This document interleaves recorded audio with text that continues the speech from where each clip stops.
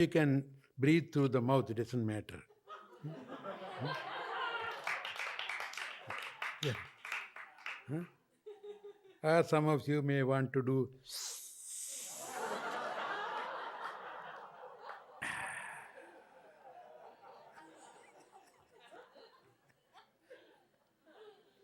Doesn't matter. Try it with near simple. It's not the cigarette. It's a deep breath that makes you feel energized. So,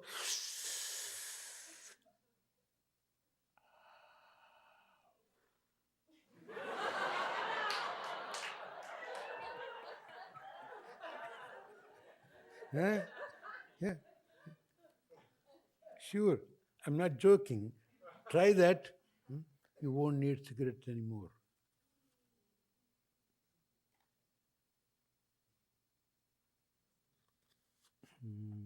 Same.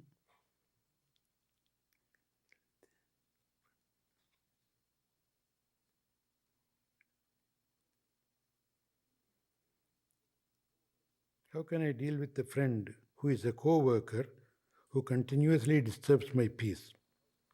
He thinks he is being positive and non-judgmental, but he affects me oppositely. Thank you. Sympathize with him. He doesn't know what to do, what better to do. Don't dislike him. He's a friend, but he doesn't know. Feel sorry for him, and you don't get affected by it. If you allow yourself to get affected by that, you can't help anybody. And if you can't live with that without getting affected, then keep away from the company. He may be a co-worker, but what is more important? Your mental peace is more important than the work. Protect your peace at all costs. If you lose your peace, you are like anybody. You are not going to help anybody. A peaceless man is a sick man. Maintain your peace at all costs. Peace is worth more than millions and billions, more than anything that you can earn in life.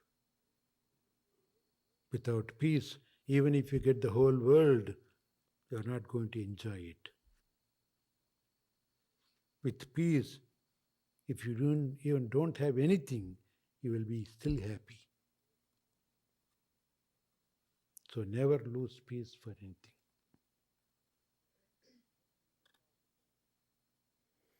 How do I get off an emotional roller coaster? Get out of it.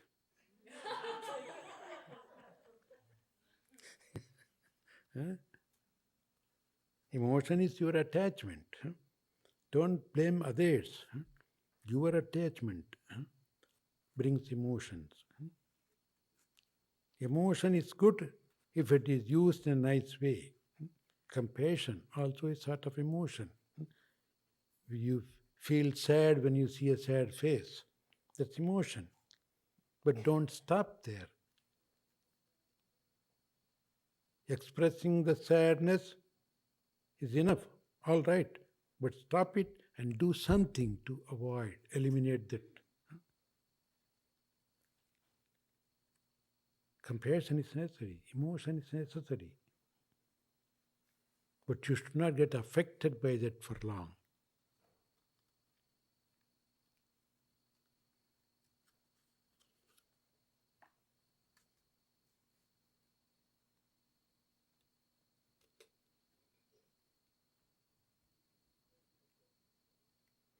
In looking inside myself and inviting harmony amongst the body, breath, senses, and mind, all were willing to participate except the ego. It felt betrayed because in the end, it feared I would abandon it. Could you please explain what is a healthy ego and its role in life of a saint?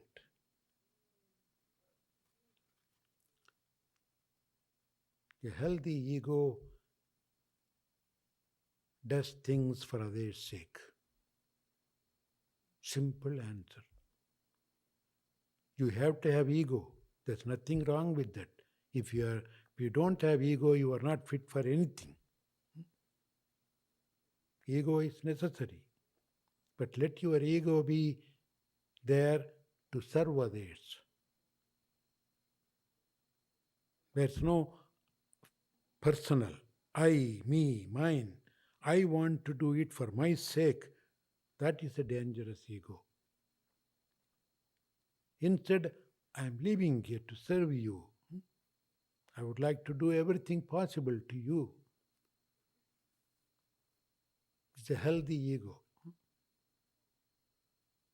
Saint Ramakrishna Paramahamsa once said that if you can't completely eliminate the ego, have the ego as I am the Ishvara Dasan, I am the servant of God, I am the servant of humanity, servant of the entire nature.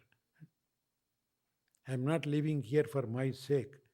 I am here to serve everybody, everything. That's also an ego, but that is wanted. Develop that kind of ego. Don't put selfishness into that. Selfishness with ego is a non-vegetarian. Because there is fish in it, no? Shellfish, ego.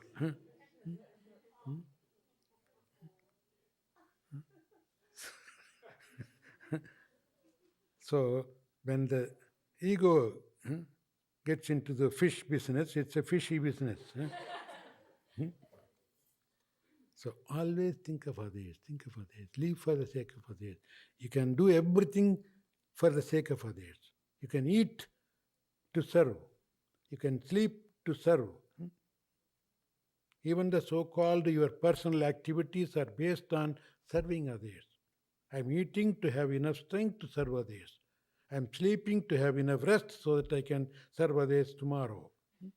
See, everything is based on that. Service.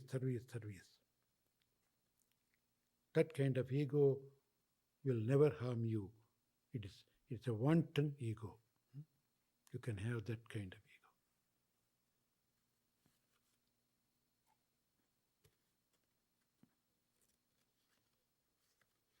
ego.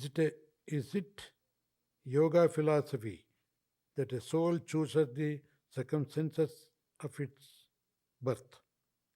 If so, does it enter through the mother and or father, or just come? How it can just come? It cannot come because it has to have some body. It has to have instruments to work with. The soul has desires. To fulfill the desires, it has to have a body. Sariramadhyam kalu dharma sadhanam. For everything you want to enjoy, you want to do, you need a body. And the body is given to you by the father and mother. But they collect elements from the body, from the nature. You are in the elements. Soul. Probably you were up somewhere as a soul, pure soul. You are in the clouds. And then the clouds got blackened, darkened. And then it collected moisture. You are in the moisture. And the drops of the rain. You are in the one drop of the rain. As a soul, you dropped as a raindrop onto the ground. And then a plant sucked you. And then you went up in the plant and become a fruit. The apple fruit, probably. And your dad ate the apple fruit. you got into his body. And from his blood, you got into his semen. And then he passed it on to your mother. Came to your mother's body. There he built up your all necessary equipments, all the small bodies. Then he gave birth to you.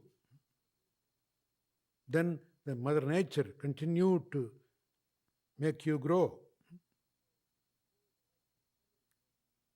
So the soul has to have all these vehicles, all these things, ingredients, to form a body, mind, everything. Mind also is a body, as you read in the koshas. Annamaya, Pranamaya, Manomaya, Vijnanamaya, Anandamaya. These are all different bodies. You get all the bodies. And then you experience everything in life.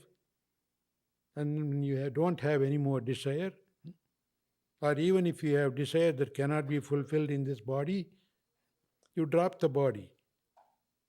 That's why the priest says, when they put in the box or in the hole, air to air, fire to fire, water to water, the elements go back to the elements. You as a free soul go. And if you have any more desires, you collect some other minerals, materials for the body. Somebody else gives you body. So it's not the father and mother selects you. It is you select the father, mother.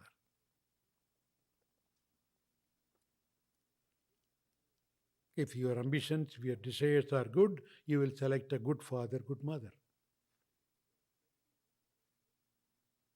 So don't blame them for that.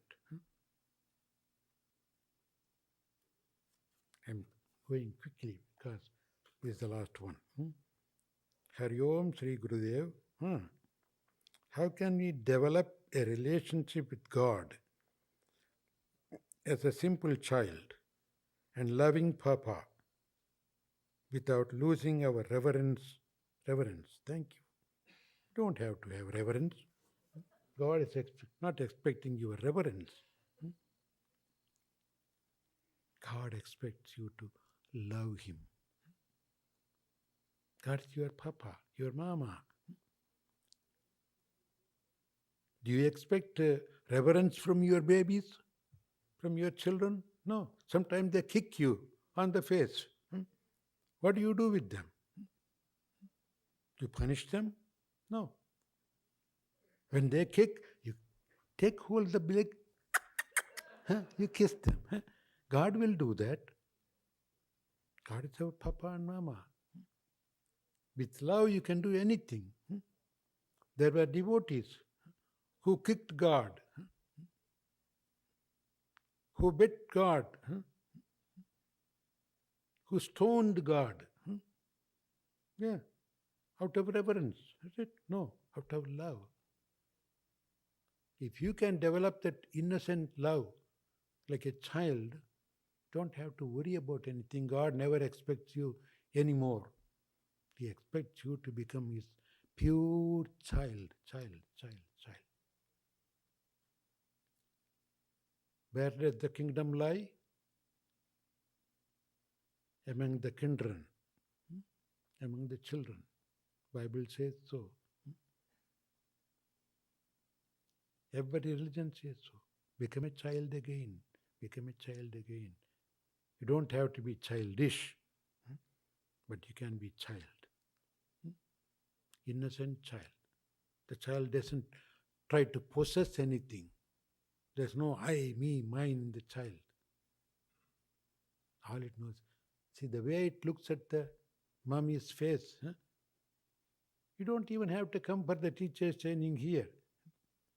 Go wherever the children are and watch them. You can learn a lot.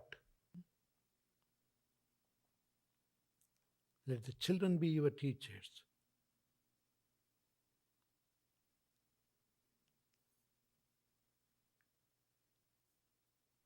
That innocence is what God wanted.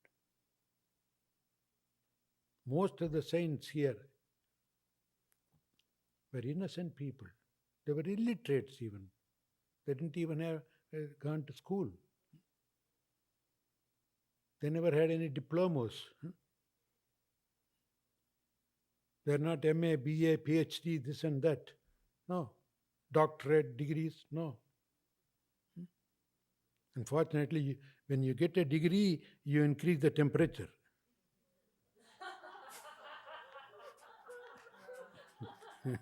More degree, more temperature, no?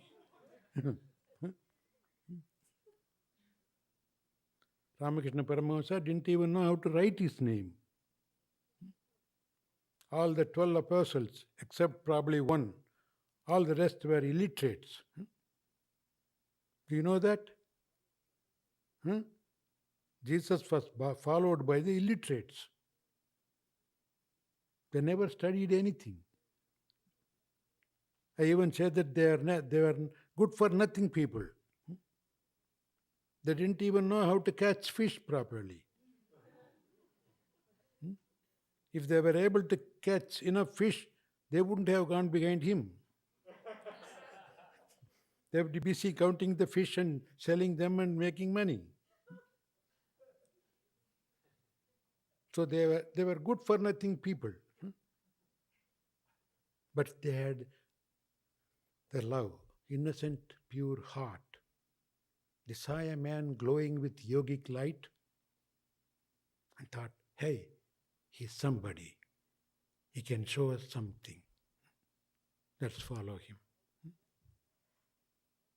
They didn't even know how to judge Jesus. Simply they saw his glow. They were attracted by. That is what. If you become good yogis, you will be attracting people. You don't have to go run after people.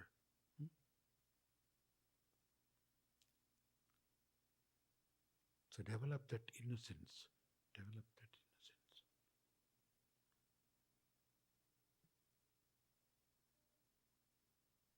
Thank you. God bless you. Om Shanti. Shanti.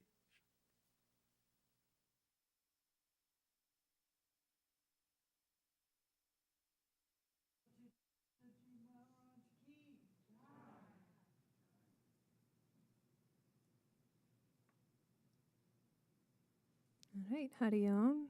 Thank you so much, Gurudev, for those inspiring messages that can be applied in daily life. So thank you. And now we'll introduce our speaker for this evening. Many of you may know Swami Divyananda. She's from the original class of sannyasis from Sri Gurudev from 1975. We get to experience the joy of her presence here at Yogaville for much of the year. And she also splits her time in other integral yoga centers around the country and around the world.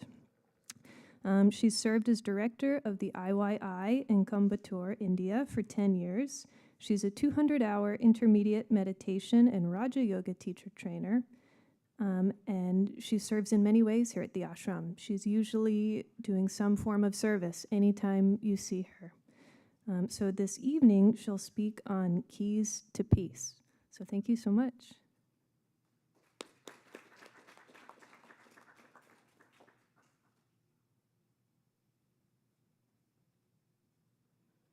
Hari Om.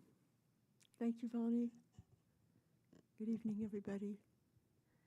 Such an honor, such a joy to be here. So I introduced this topic to a group of volunteers last week, keys to peace. I said, we know the answer, don't we? Don't watch so much news and take more naps. Everybody agreed completely. So I'm not going into that in depth. I think we all know we get addicted to the news. We're fascinated by the news, and we are very upset by the news typically. So in order for us to live peacefully, let's reframe our situation. There's several ways to reframe it. So first of all, we're living in an era of time that is called the Kali Yuga. And a yuga is a period of maybe 2,000 years, several thousand. And it's according to the Hindu belief that all of eternity is divided into yugas, and it's a rotation of 4 different eras of time. And Kali Yuga is when society and values are turned upside down. What we know as normal life is disrupted, and humans experience terrific stress. Okay? We're there. Yep, it's arrived. But here's the part that isn't so well known, which is that the grace of God is much more accessible during Kali Yuga than any other time. The mercy of God brings him closer to us. So it's possible that we prayed for incarnations to be here now, to get that blessing. Also, our humanity is changing at warp speed. Our life experience, I'm old, I should know. It's so much change, and we're learning so much. We're learning so much about what it is to be a human being. So when we presented our distresses to Gurudev, because it wasn't that different in the 80s with the Cold War, every night we went to sleep thinking, well, maybe tonight the bombs will drop. Nuclear power, and that would be the end of us.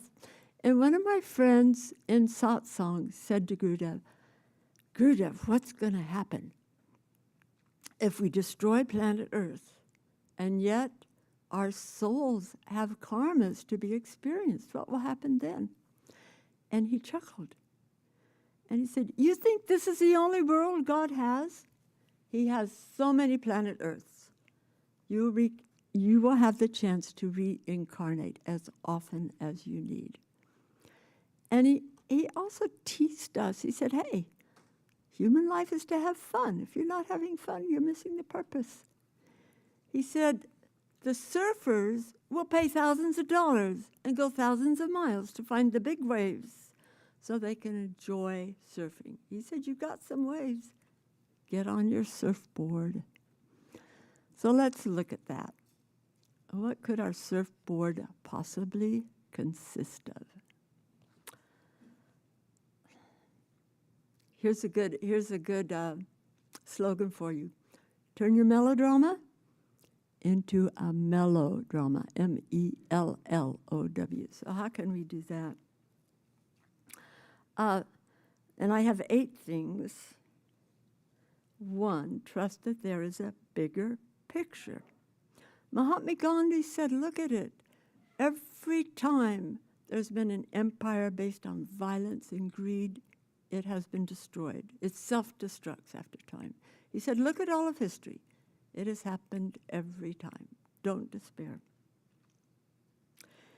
And this is from Marianne Williamson. She said, boats don't sink because of the water around them, no matter how bad the storm. Boats sink because the water gets in them. And that's our situation. We're in turbulent waters. Every possibility of sinking.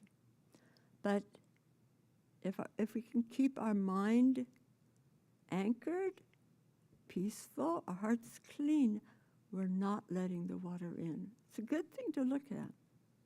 Okay? There's a Chinese blessing. May you be born into difficult times. Well, we landed that one. We're in difficult times. But it's a blessing. Because in the difficulty, we learn, we grow, we have opportunity. The translation from the Chinese isn't always difficult. Challenging times are times of opportunity. So we have all of that. It's like an embroidery. Gurudev mentioned it in her book. It was in the reading a few days ago. If you look at the backside of an embroidery, it's a mess. It's knots, tangles. That's how the world looks to us. Hey, you turn it over, it's perfect, right? we cannot see the whole picture. Okay? Hard for us to see the beneficence of the divine in the world we're in. Okay? It helps to have trust and faith. After 9/11, of course, we were totally distressed. Gurudev said, hey, God knows what to do, when to do, where to do, how to do. Yep. Trust him. We're in the midst of that. Okay. Number 2. I'm hoping one of these 8 different keys, some of them I just spend 1 minute on. But I'm hoping everyone will find a key to unlock some of those parts of you that get stuck in anxiety or fears. So number 2 is practicing positive thought. They say happiness is constructed. It's not by chance. It's by intention. Okay? And we know, most of us know about this, that we're programmed to magnify the negative. It's a survival reflex. Whatever is negative in the environment, we magnify it. So we aren't seeing the real because of that. We darken the ordinary experience. So that's to be countered by looking at the good and the beautiful, being an appreciator, so that we keep our mind in balance. You know, the hugging saint, Amachi, many of you have met her. She comes to Washington every year. She's a great, great soul. Hugs thousands of people every day. What a life that is. But she's fully enlightened, a great powerhouse of energy. She says, let me get it right. I have no essential complaint with the world. The world is not the problem. Our minds are the problem. Our responses are the problem. Okay. Interesting to look at it that way. So if we're looking there, okay, the problem's here, not there, then we have a big job to do to keep this mind in balance, to keep it pleasant for the people around us, so we're not a grouch, complaining, judging. And this is how seeing the positive is the most powerful practice. It's transformative. Keeps us happy, keeps our environment happy. So Ramananda was here, 4 Saturdays ago, fairly recently. He spoke about the gold Buddha under the clay Buddha. Do you remember that? So a lot of you weren't here, so I'll go over it. It's a fact that when a Buddhist country was overrun by invaders, the priests would hide their precious golden Buddhas by covering them in clay, putting them back in storage, making sure they look thoroughly shabby and not valuable. Then if the invaders were repelled, they come back, set up the temple, wash the clay off, and put the golden Buddha back in the altar. So it's actually a common analogy for the human being in terms of our self-regard, because we look in the mirror and we just see the clay and the shabbiness. Yep, worthless. With time and practice, the clay flakes off and the gold is revealed. And there's a wonderful quote from one contemporary Indian teacher. Guess what his name is? Divyananda, same as mine. And he's written a whole bunch of books without any biographical notes. I could claim them. But anyway, he said, the power and the presence that resides in the sun is the same as that which resides inside of me. Okay?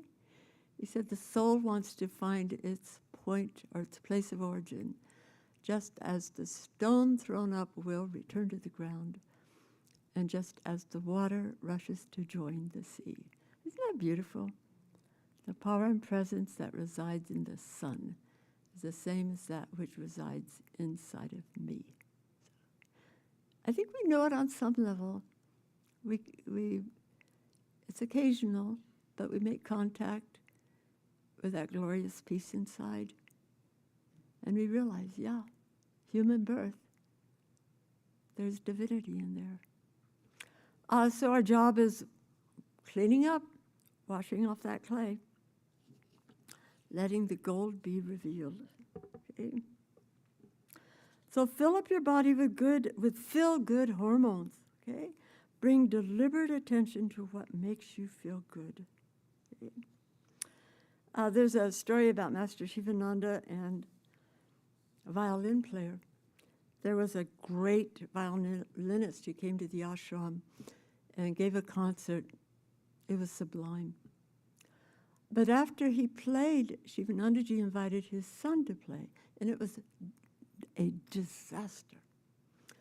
But Shivananda applauded him and said, "Oh, you are so talented. That was brilliant.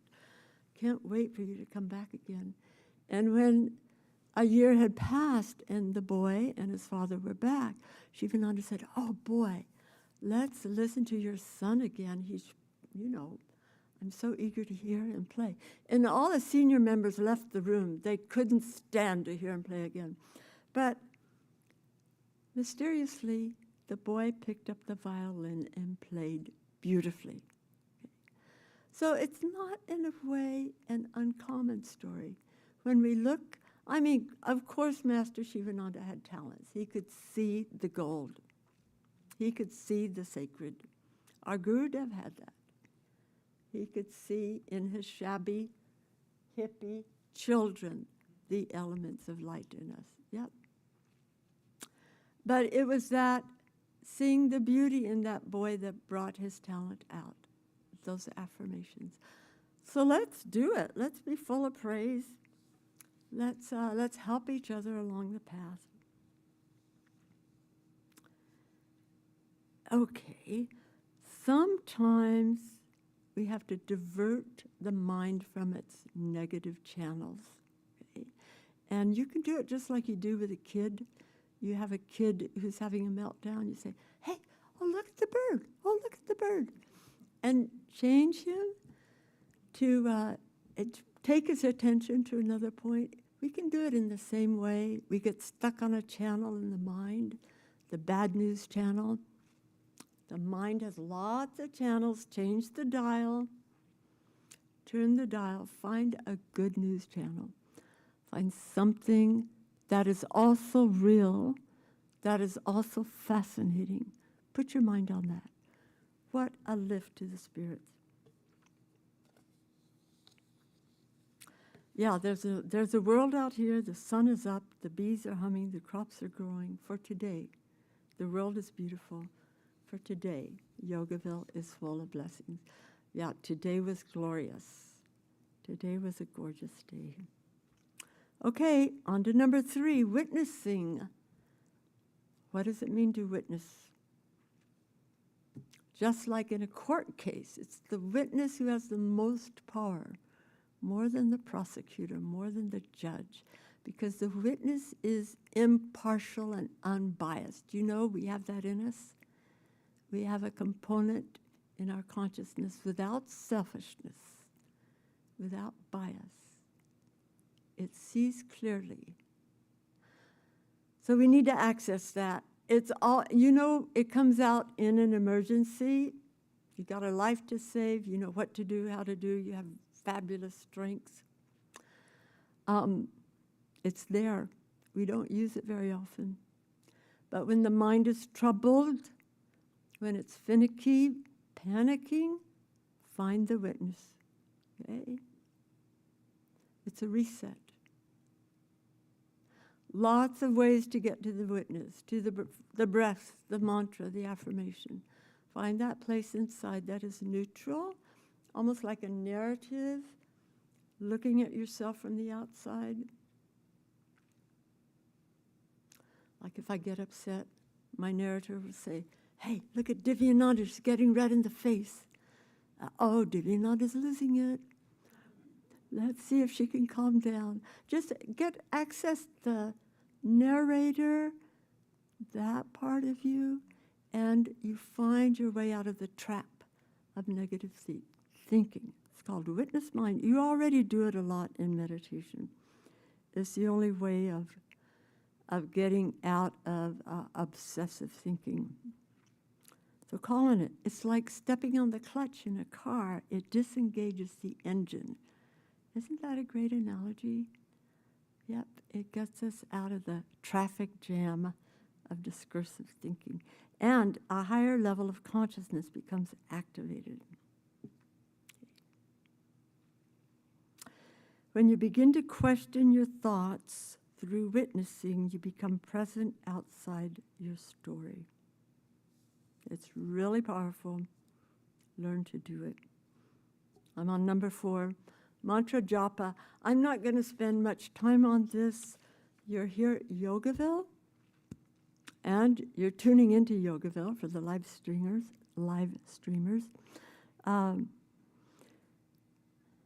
So you already know about mantra japa, I think so.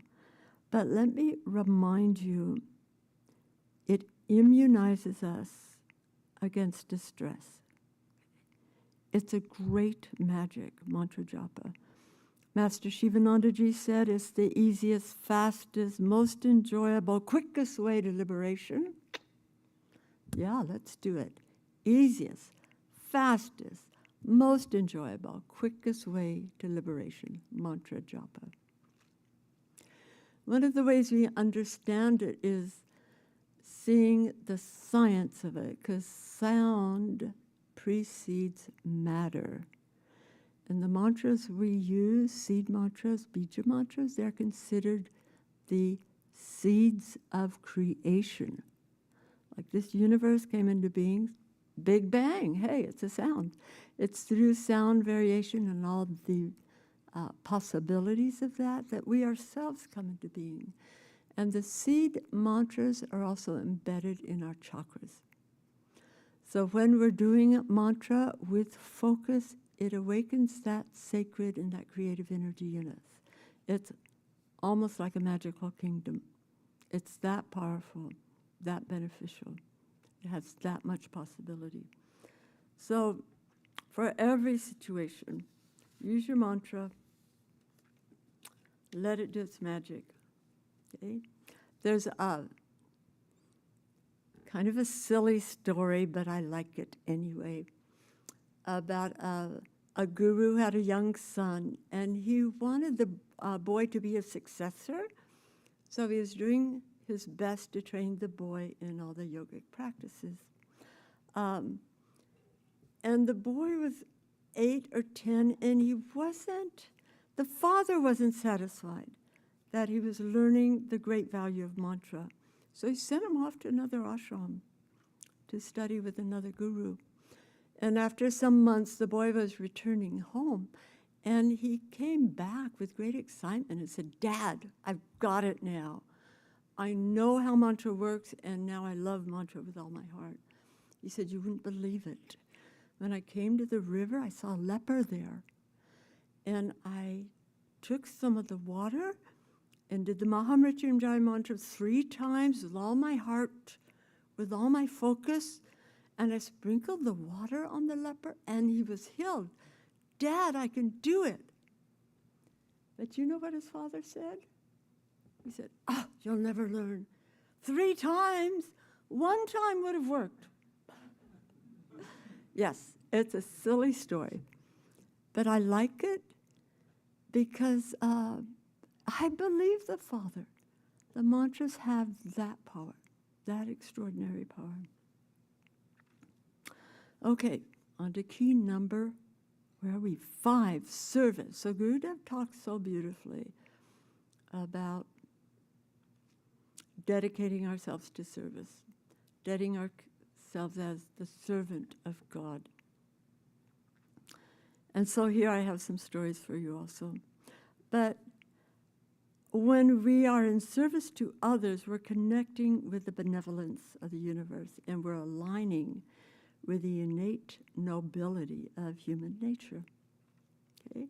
Not only will others appreciate you, you'll feel pretty good about yourself also. It works powerfully. So here's my two stories. And one might be true, but I'm not sure. South Sea Island, a small village on the shore, a few cottages up on the cliffs above, and it's hurricane season. So a man up on the cliff sees the waves rolling in toward the island and sees the beginning of a tsunami. So he starts to shout. He takes his pot lids and bangs them. He waves his arms, but nobody notices. The village is too far away. The wave is coming close. He only has minutes left. He's desperate. He sets his house on fire. Okay? He makes it into a roaring blaze. That catches their attention. They come racing up the hill to help him put it out, and their lives are saved. It's amazing. We should be like that. Sacrifice anything so we can bring benefit to others. The second story is from the life of Mahu Chaitanya Prabhu. He's from, I think, the 16th century, and he gave life to the Bhakti cult in India, a devotee of Krishna. He started life as a scholar, and he was in South India at one of their great institutions studying with other young men. And one day they were on a boat together crossing a lake or river, and Mahu Chaitanya read one of his essays to his teacher, hoping for guidance and feedback. And it was on some esoteric scripture. I don't know the name of it. But as he reads, he sees tears welling up in his teacher's eyes. He says, "Oh, Master, what did I do? What's wrong? Are you okay?" And the Master said, "In all truth, I had the renown of being the earth's expert on this scripture. But as I hear your writings, I see you understand it far better than I." And Chaitanya Prabhu said, "Oh, is that all?" And he throws his paper overboard. Okay? And until today, that guru is considered the world's expert. Okay? Sacrifice to serve the heart of another, even though the teacher was a little wound up in his ego, I think. But hey, it's all right. Okay, number 6. I'm only going to say 2 things because it's keeping the body healthy. You know the importance of that. With a healthy body, you're halfway to happiness and peace. It's that important. Our Hatha Yoga is a miracle practice. Amazing for stress reduction. They say if you do your shoulder stand a couple of minutes, your stress hormones are reduced and the benefit lasts for hours. That's just one little sample. But I think you know a lot about this topic. You wouldn't be here otherwise. Same with number 7, key number 7, the breath. Stress management tool number 1. Why is the breath so important? It takes us into the present. There is no time more sacred than now. Yeah. There is no place more sacred than here. True. Our breath takes us right there. Let's do 3 breaths, eyes closed. Just ordinary breathing, focus. This breath, this moment, this beautiful ashram, okay, this company, and the blessing of life through breath, moment by moment. Yeah, it's a pathway to peace.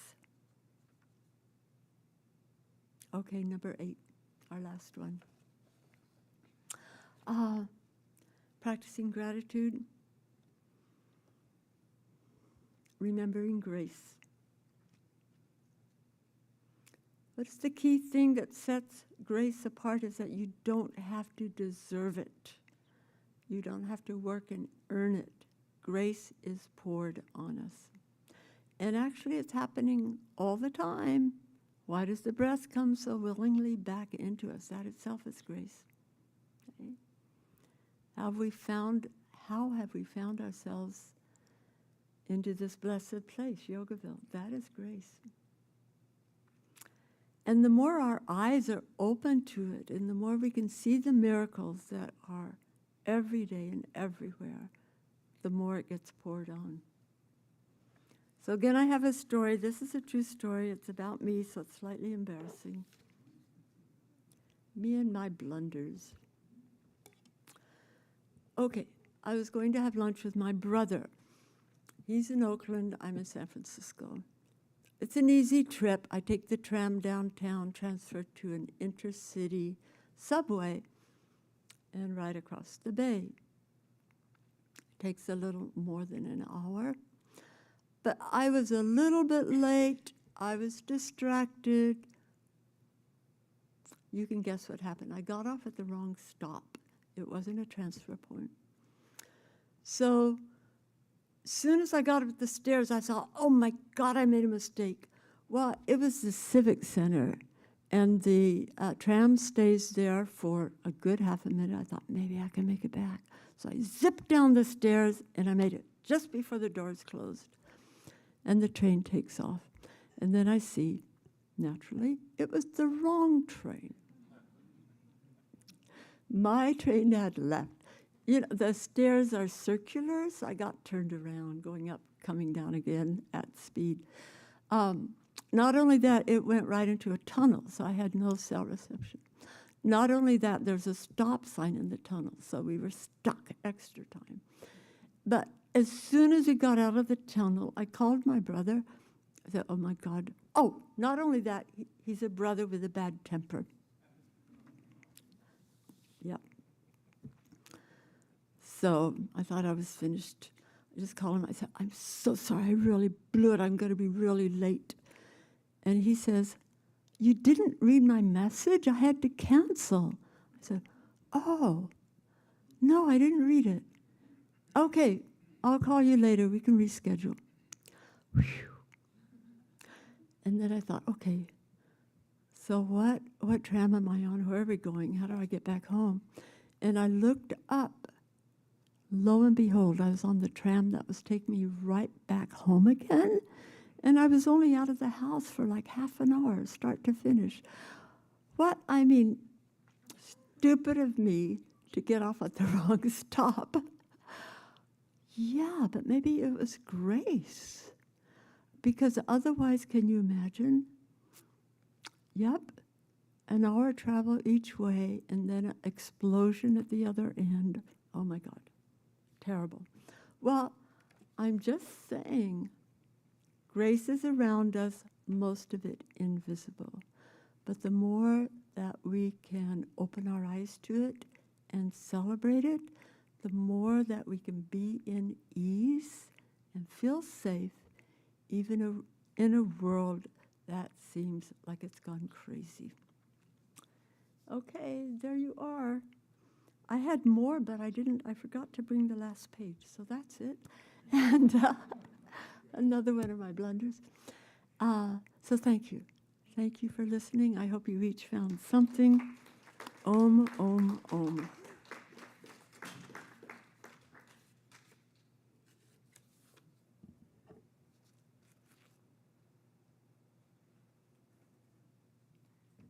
Thank you so much, Swami Divyananda. What a wonderful talk. So many stories and examples, and for sharing the pathways to peace with us. And I loved how you began and ended the talk discussing grace. What was the line?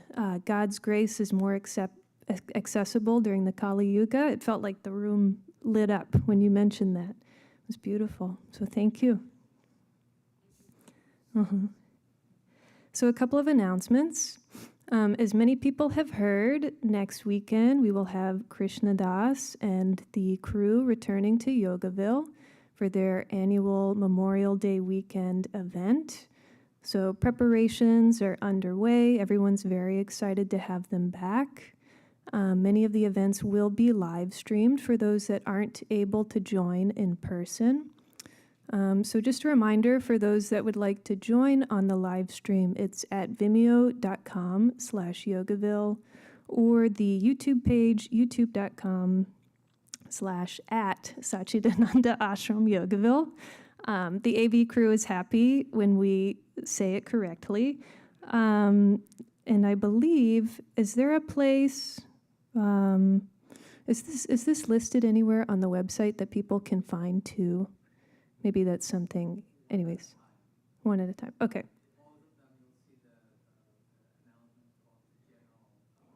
Under announcements. Okay, thank you. Okay, so we will close the evening with an Arati, an offering. Yes.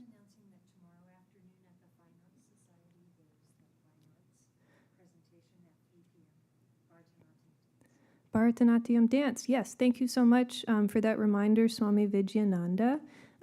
So at the Fine Arts Dance Society tomorrow afternoon at 3 p.m., we will get to enjoy a dance, Bharatanatyam, thank you. So please join us if you can. Also tomorrow night, 7:30, the Krishna documentary. Okay, and tomorrow night at 7:30, we will be showing Krishna Das's documentary in the multi-purpose room. So we hope you can join. Thank you. Okay, so now for the Arati, an offering of light. We will have an offering of a smaller light to a larger light on stage, representing the divine cosmic light.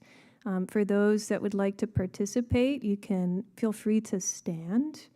And then the light will be offered to the larger light as we recite the Jyoti chant. The light will then be shown to the saints and sages around the room, and then finally to each of us here in the audience and on the live stream. You can choose to extend your hands and draw the light towards you when it's offered. So if you would like to, please stand. The Jyoti chant is on the back of the yellow sheets.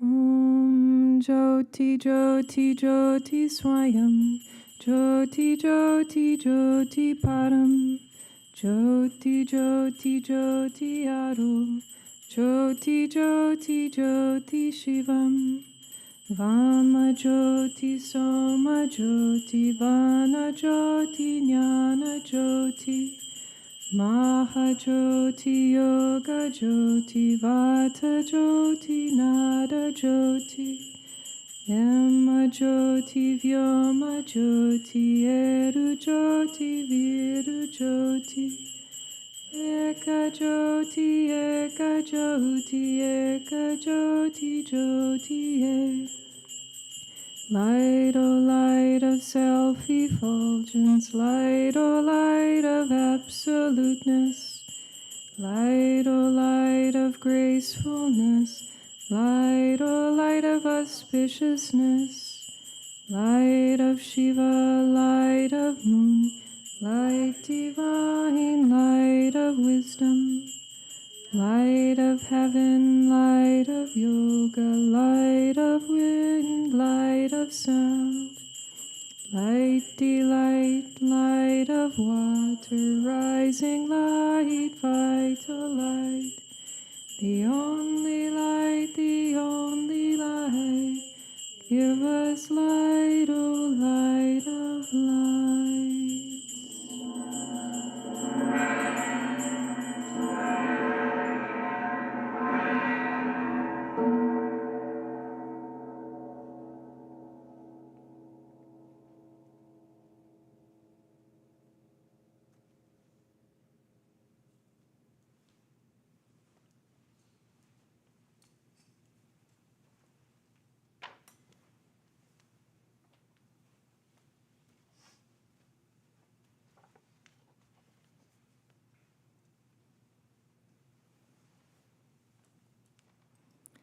Now the closing prayers.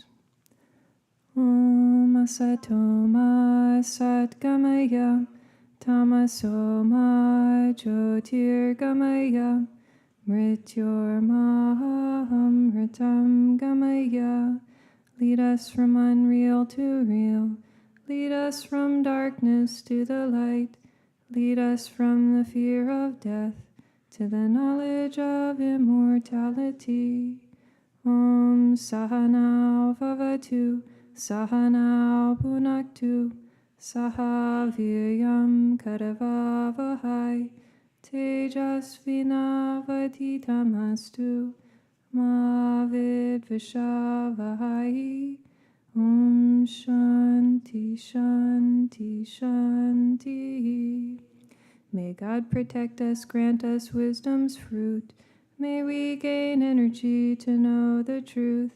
May our intellects grow clear and bright. May we cherish no ill feeling towards anyone. Om Shanti Shanti Shanti.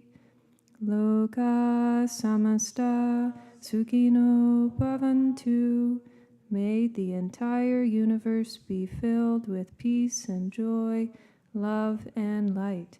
And may the light of truth overcome all darkness. Victory to that light. Jai Shri Satguru Maharaj Ki. Jai.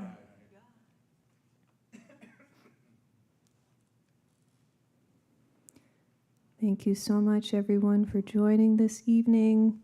Wishing you peaceful dreams and a wonderful rest of the weekend. Om Shanti.